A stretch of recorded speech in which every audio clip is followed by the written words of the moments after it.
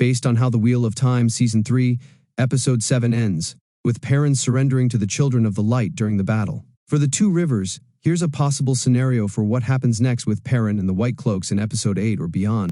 Perrin's future with the White Cloaks. 1. He will be put on trial by them.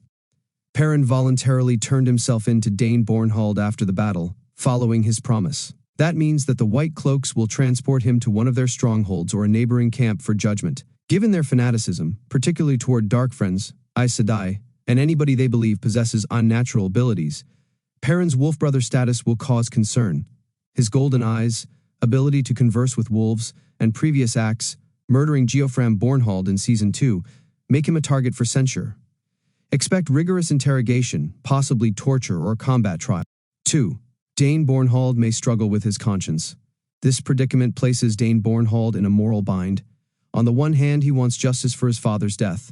On the other hand, he witnessed Perrin courageously defending the Two Rivers, keeping his promise and protecting innocence. That could cause Dain to rethink the White Cloaks' inflexible beliefs, particularly the radicalism of leaders like Aemon Valda, who is now deceased. Dain may begin to see Perrin as more than just the man who killed my father, but as a leader, potentially laying the groundwork for a future alliance or even a defection from the White Cloaks. 3. Possible rescue attempt, if Perrin's treatment becomes cruel or the White Cloaks attempt to execute him, his allies.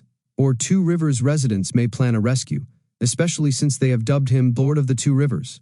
Aram, who just took up a sword and was exiled, could play a role in a potential breakout. The Cawthon sisters, who demonstrate raw one-power strength, may also come to his aid if the story focuses on their magical development. 4. The pattern could intervene. Perrin is Ta'veren, which means the pattern bends itself around him. The pattern is unlikely to allow him to be slain at this stage in the story. Instead, his confinement may force him toward greater spiritual growth, a stronger bond with the wolves, and possibly a political shift among the White Cloaks themselves. His calm submission may sow the seeds of reform or division among their ranks.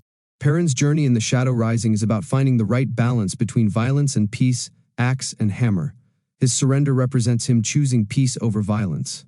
But that does not imply that the world will reward him for it. The White Cloaks still represent intolerance and fear, and Perrin must manage that fire without compromising the inner peace he seeks to defend.